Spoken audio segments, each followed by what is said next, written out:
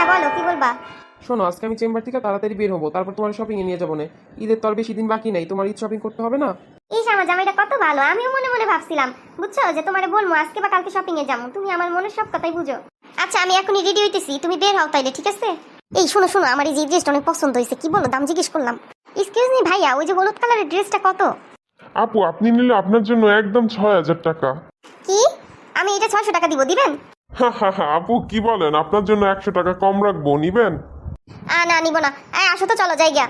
আরে দাঁড়ান দাঁড়ান আপু, যায়েন না। শুনেন, আপনি আর 1,000 টাকা কম দেন। না ভাই, আমি একদম 600 টাকা দিব, আপনি যদি দেন তো দিয়ে দেন, না তো যাই গিয়া। আসো তো, আসো আসো।